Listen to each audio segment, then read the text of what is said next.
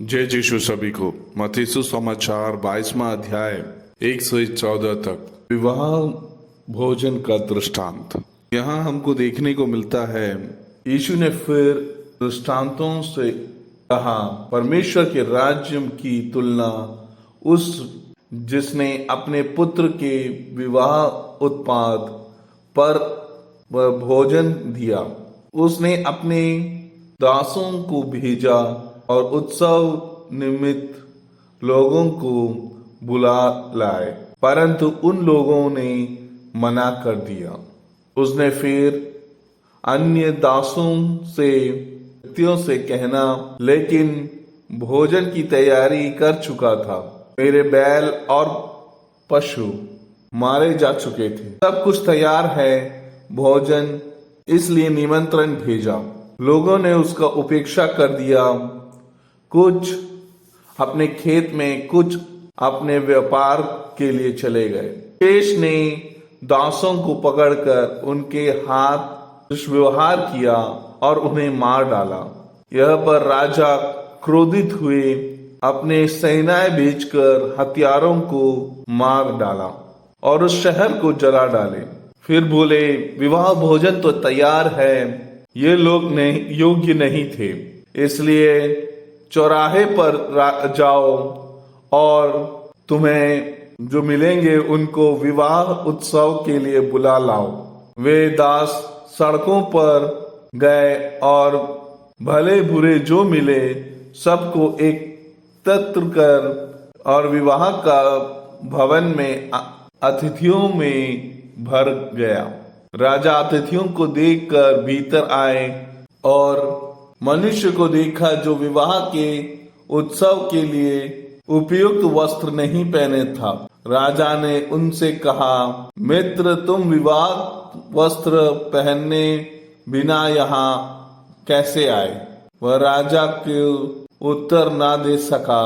तब राजा ने अपने सेवकों को कहा, इसके हाथ और पैर बांध, और वह कहकर अंधकार में डाल दिया। वह रोएगा और दांत पीसेगा। बुलाए हुए बहुत हैं, पर चुने हुए थोड़े हैं। ये पढ़ने पर हमको देखने को मिलता है, इसके दो भागों में बटा हुआ है, जहां परमेश्वर अपने राज्य के लिए मनुष्यों को आमंत्रित करते हुए हमको देखने को मिलता है। पहले जब आमंत्रित करते हैं तो बहुत लोग उसको अवहेलना करते हैं, वो जाने को तैयार नहीं है, वो अपने काम में व्यस्त है, कुछ अपने खेती में व्यस्त है, कुछ अपने व्यापार में व्यस्त है। हमारे जीवन में भी परमेश्वर बोलता है, स्वर्ग राज्य की प्राप्ति के लिए अपने आप को तैयार रखो, लेकिन हम अपने आप को तैयार ना रखें, किसी और चीजों में तैयारी में लगे रहते हैं।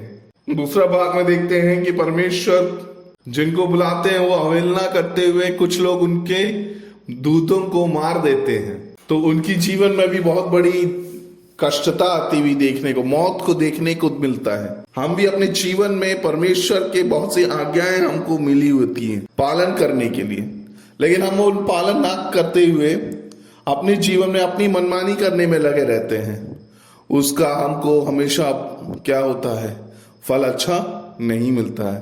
वो कभी हमको जो सोचते हैं उसके विपरीत हमारे जीवन में होता है। हम और आपको परमेश्वर उसकी सजा देते हैं। आगे हम देखते हैं, परमेश्वर बोलता है, इस चौराहे पे जाओ, जो कोई खड़ा है परमेश्वर के राज्य में आने के लिए तैयार है, उनको आमंत्रित करो। मतलब फिर कोई भी व्यक्ति जो परमेश्वर के सामने अपने आप को अंगीकार करे, अपने आप को जीवन में उसको ग्रहण करे, वो स्वर्ग के राज्य के लिए तैयार हो सकता है। लेकिन उसमें भी शर्तें हैं। जब हमको बुलाया जाता है तो उसकी तैयारी के साथ परमेश्वर के हाथ में जाना जरूरी है। यह हमको देखने को मिलता है, विवाह के लिए बुलाए हैं, चौराहे से बहुत लोगों को लेके जाते हैं, लेकिन उसमें से एक मनुष्य विवाह वस्त्र में ना होकर, तैयारी में ना होकर वहां खड़े हुए दिखाई देता है। परमेश्वर उससे कहता है, तुम्हारा विवाह वस्त्र कहाँ है? तुम तैयार नहीं हो, इसलिए क्या हो, तुम अंधकार में चले जाओ, तुम अपनी जीवन नष्ट कर लो। यह हमसे भी बोलते हैं, परमेश्वर के नाम में हो लिए करके मुंह से बोलने से फर्क नहीं पड़ता। अपने जीवन में भी कर्म से भी उसको दिखाने की जरूरत पड़ती है। ये सिर्फ बोल दिया मैं परमेश्वर को मानता हूं, लेकिन तुम्हारे जीवन में अगर परिवर्तन नहीं है, तुम्हारे जीवन में उसके कार्य को देख के बदलाव नहीं है, तुम अपने जीवन में उसको अमल नहीं कर रहे हो, तो तुम्हारे जीवन में परमेश्वर को ग्रहण कर रहे हो, वो उसका कोई अर्थ नहीं है। तुम उसको कहीं अपने जीवन में उसको कर नहीं पा रहे हो, सिर्फ मुंह से बोल रहे हो। उसमें फर्क है, बोलना और करने में फर्क है। यहाँ विवाह के लिए तैयार हैं बोल के आते हैं, लेकिन विवाह का वस्त्र ना पहन के हुए आते हैं। कपटी दो मुआ मनुष्य का दृष्टांत दिखाते हैं हमको। तब परमेश्वर बोलता है तू जा अंधकार में, तेरे जीवन एकदम कष्टमय होगा। फिर आखिरी में परमेश्वर बोलते हैं चुने हुए लोग थोड़े हैं, बुलाए हुए बहुत लोग परमेश्वर के राज्य के लिए तैयार बैठे हैं, लेकिन चुने हुए लोग बहुत कम हैं। जो परमेश्वर के वचन को बांधे हुए आगे बढ़ते हैं, जो परमेश्वर को अपने अंगीकार करके ये मेरा परमेश्वर है, ये मेरे जीवन में एकमात्र भगवान है बोलने वाले अनेक कम लोग हैं। जो उसके वादाओं को निभाने वाले कम लोग हैं। इस उपवास के दिनों में, इस पवित्र हफ्ता में क्या हम और आप अपने जीवन को उस तरह बनाने के लिए तैयार हैं? हमारे जीवन में आए हुए सही रीति से ना देख के उसके दासों को कष्टता पहुंचाएं, उसके पुरोहितों को कष्टता पहुंचाएं, हमारे जीवन में भी उसके परिणाम बुरे होंगे। आए इस उपवास के समय हम अपने आप को, अपनी